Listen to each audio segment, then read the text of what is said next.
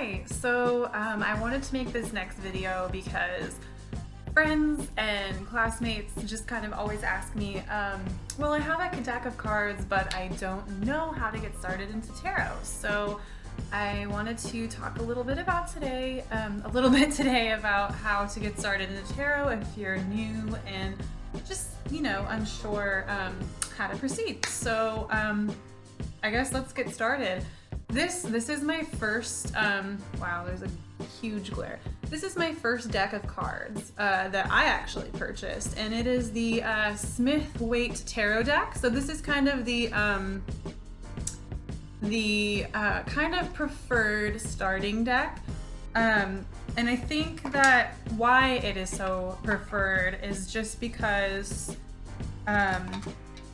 this deck incorporates the pictures on the cards, which is a bit different than the Tarot de Marseille, which I think I'll get a little bit into. But as you can see with the Empress, there's a lot of detail, and the original kind of tarot set of cards doesn't exactly have that. And I think in this video I'll show you what I'm actually talking about when I say that. So this is the kind of beginners, at least my beginner's tarot deck, because in reality you don't need this deck to start reading tarot. You can use any deck that resonates with you because you like the artwork or what have you. But inside the tin that it comes in, and this is true for a lot of tarot decks, there's going to be a little kind of user's booklet. So this booklet's really neat because it's going to have the definitions for each card. So all the major arcana, the minor arcana, you're going to have a brief definition of what the cards generally mean and some keywords that kind of will help you just kind of memorize what the cards mean one by one. So that's pretty cool. So that's kind of how I got started, and some of the booklets are really neat because it'll have spreads in there. So this is kind of the classic Celtic cross spread, which is kind of like a more in-depth general like card spread you could just do for like someone's first tarot reading. It's just a bit more in depth than a 1 to 3 card spread. And you can do this on yourself or for another person. It doesn't really matter. So that's kind of cool. And I just want to show you this. So this deck is kind of a more modern-y deck, as it's called, the Modern Witch. I really got this deck because I like the inclusivity of these cards. A lot of the tarot cards really do kind of feature historically white, like, people. And this deck, as you can see, just features everybody. And I think we're in a great spot in society where we are promoting inclusivity. And I think that's important. That's the High Priestess here, as you can see. Something else that I liked about this deck was,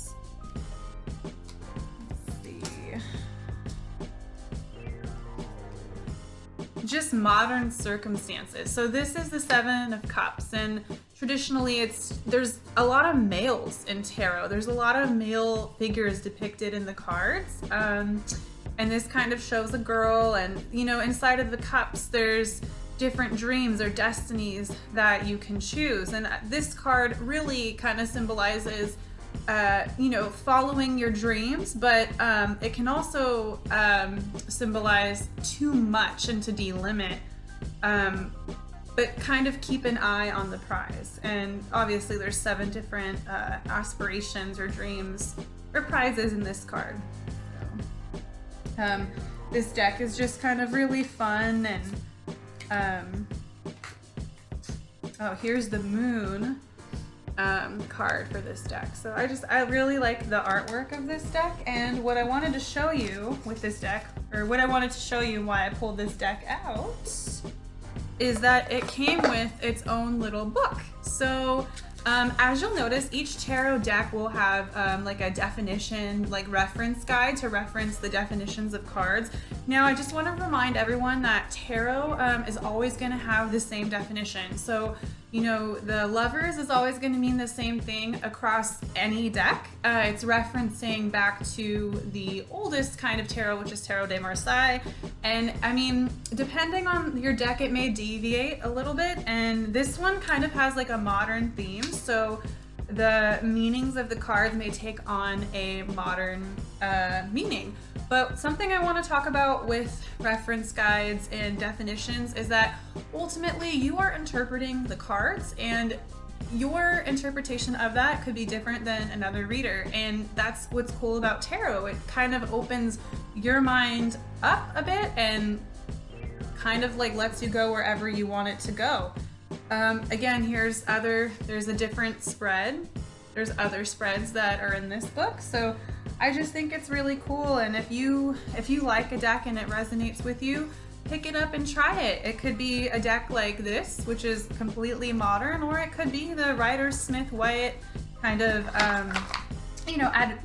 advised beginner's deck, but it certainly doesn't have to be. It can be something that resonates with you.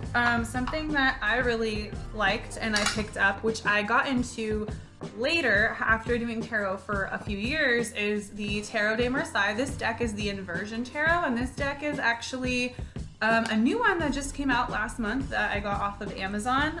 So this is the Marseille style of tarot, and what I mean by that is, let me show you.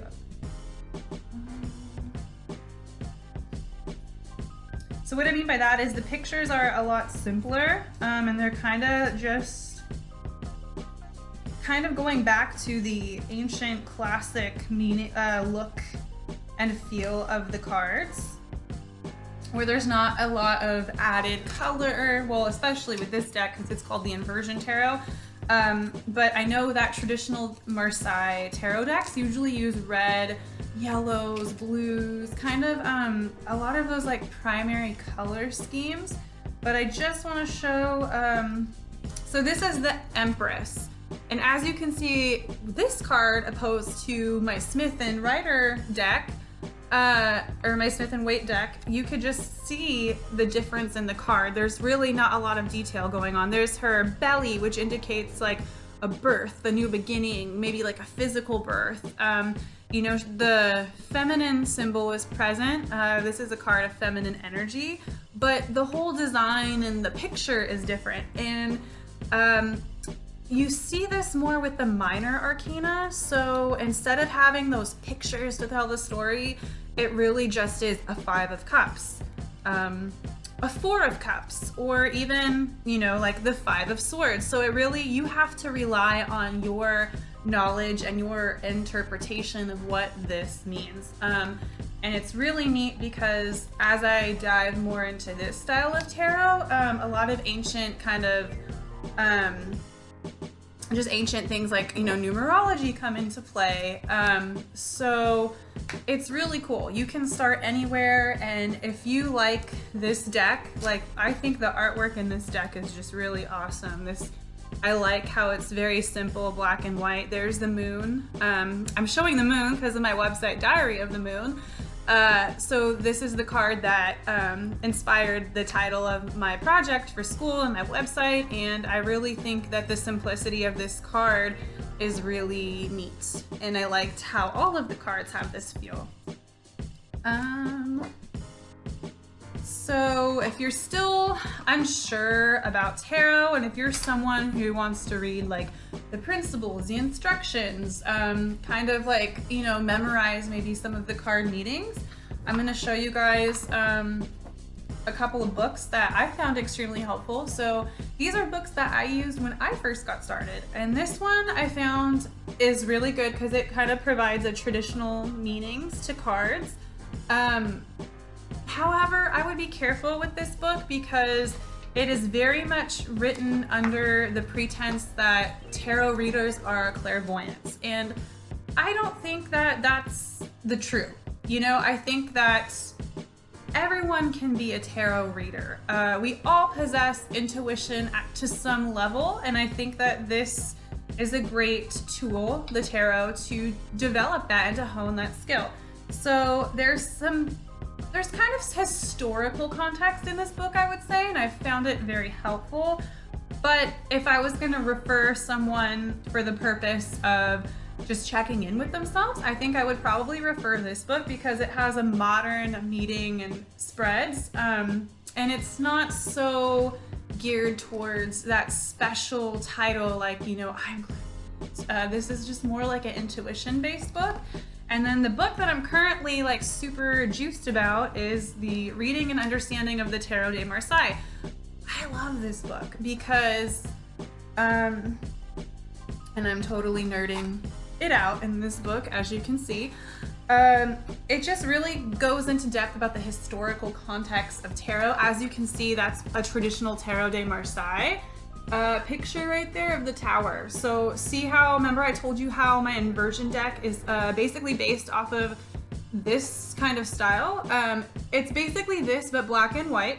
And the original colors, as you can see, are the yellows, the reds, the blues. And I really just like this style of playing cards. And there's just a lot of history about tarot that I didn't know about. So I found this book to be very, very useful. So if you're interested in the Tarot de Marseille style, which is the style of tarot that has just less pictures going on and things to interpret, and you really are someone who really wants to read the cards based on like your knowledge of what they mean, this deck is a Tarot Marseille deck based on that. There's tons of decks online, on Amazon, in actual physical stores. I encourage you to go and play with decks if you're unsure at like a physical like bookstore if you can, and then you know, if you need to, just go on Amazon.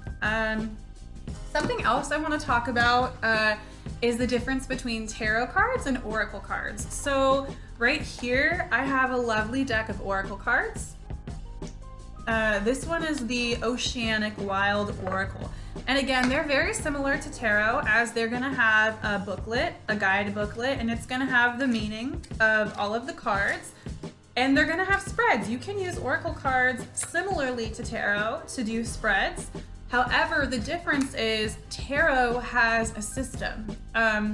You know, you're going to have 22 major arcana, you're going to have minor, there's going to be a total of so many cards, and it's always going to be the same across whatever deck you have, whether it is the Smith-Wyatt deck, the Inversion Tarot deck, the Modern Witch deck, or the Universal Tarot deck that I didn't even get to open and show everybody. It's going to be the same game. When you talk about oracle cards, that's different. They don't have major or minor arcana, or maybe they do, but they're going to be different, always going to be different than tarot. What I like about these cards, they're actually really beautiful. I love the ocean, and my nickname's kind of been Mermaid because I like to swim and do a lot of water activities. So for me, they totally resonated, and I just really like the shiny, like holographicness of it. So these are just really cool cards. So, and as you can see, that's nurturing, and nurturing, you see like a, you know, just a pregnant mermaid, like to nurture, to care, beginnings. So these are kind of another tool that you can use to check in with yourself, and sometimes you can use these along with the tarot spread to gain further insight, but yeah, that's just kind of the differences, and I really like both. And some people will say that tarot cards are a little bit more in depth, and I would agree with that to an extent. And I know others have kind of talked about oracle cards as being like the sugar-coated version of the tarot, and I think that that's because there's only, like, there's not as many cards, there's not as many spreads, there's no major personality archetypes in, well, at least not this oracle. So it is kind of like a modern, like, lighter version of it. So I think that this is also a great tool to check in with yourself and to connect with yourself. But I hope this video was helpful. It seems a little all over the place, so I'm gonna look back at it. So thanks for watching. Bye.